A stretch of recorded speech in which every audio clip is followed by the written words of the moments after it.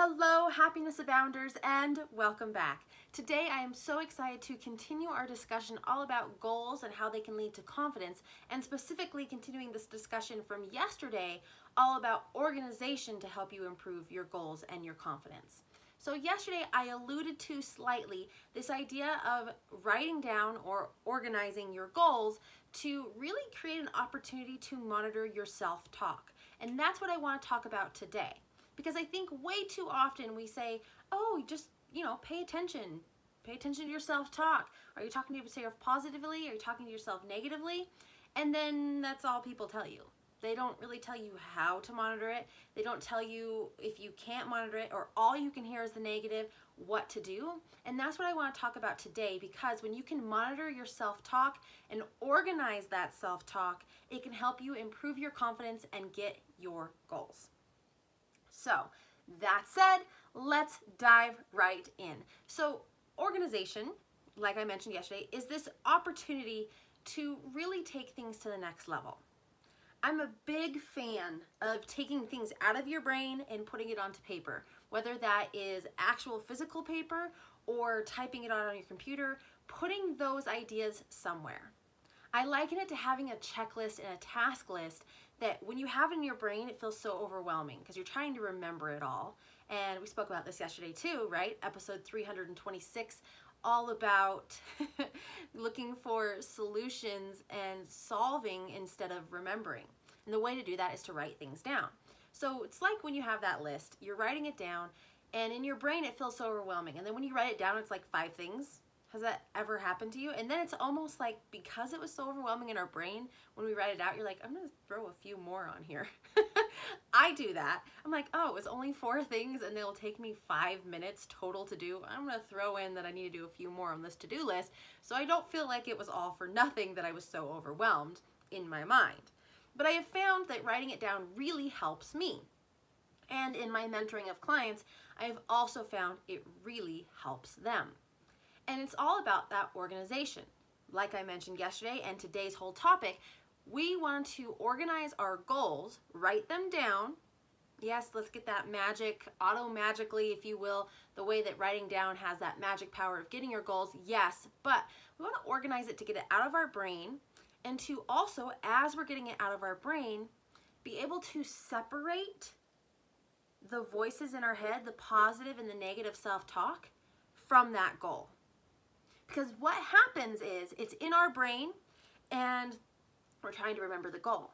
And then we're talking to ourselves about the goal and it starts to all kind of mesh together. But when you can organize your goal by writing it down, then you have the ability to monitor your self-talk. So if I was to write something down right now, let's say my goal is that I want to complete the week in walking 40 minutes a day, right? So that is my goal. When I write that down on paper, one of the first things that happens is your brain starts telling you a story, starts telling you either how you're going to do that, why you're going to do that. We spoke about that with goal getting in the last few weeks.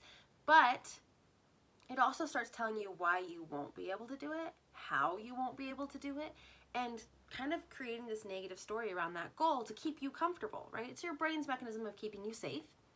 But it's really hard to separate that and hear it and separate it from the goal if you don't organize the goal by at least writing it down. So what I like to do is a couple of things. I've spoken about monitoring your self-talk specifically for the tone and voice. So as you write down your goal, I want to walk 40 minutes every day this week. Underneath it, do 2 columns of bullet points. And column 1 is all the positive things that come to your brain, right? Just free flow. So all the positive things. I think I'm going to be healthier. I think that'll help me feel more stable and secure in my body. Walking 40 minutes a day helps me feel active. Walking 40 minutes a day helps me feel accomplished first thing in the morning, right? Whatever those are in those story pieces that are positive.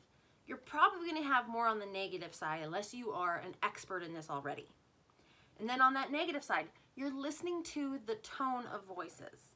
So when I hear I'm going to be healthier and it's going to help me feel more accomplished early in the day, my tone of voice in my mind is positive and calm. It's not rushed. It's not like we need to do this so that we can feel accomplished. It's, yeah, when we do this, we'll feel accomplished early in the day. Whereas on the other side of the spectrum, the negative voice is like, yeah, sure, you can try that, but we all know it's not going to work. Let's just go back to sleep.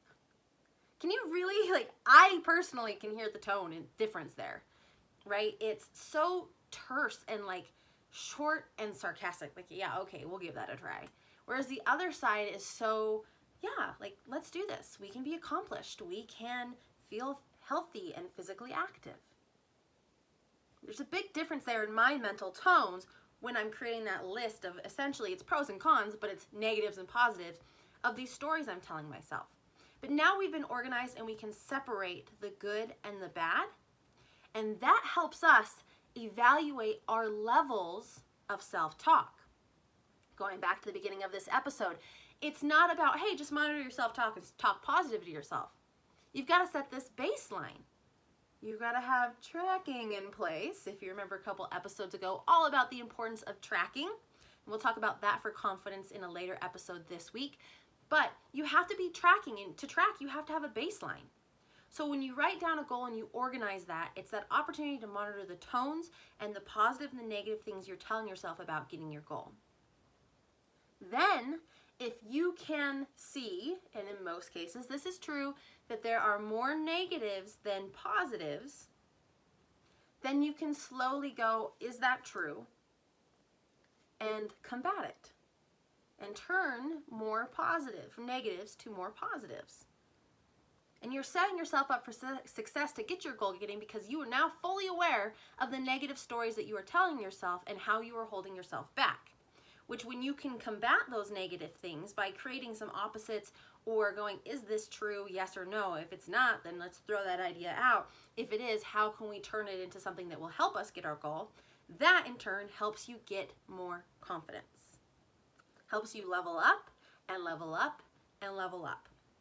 So organizing and having these opportunities of writing down your goal is a great time and chance to monitor your self-talk, to organize what that looks like and to pay attention to the tones of voice that are in your head, your own voice, but the tones, and whether that's positive or negative. And that gives you the chance to evaluate your levels and where you're at. And then the next time you get a goal, do that again. You may find more positives this time because you've built your confidence in the first level of this. Another cool little trick I have, and if you're audio, I have two little notebooks in front of me. If you're on IGTV or Facebook TV or YouTube, I have in front of me right here two books.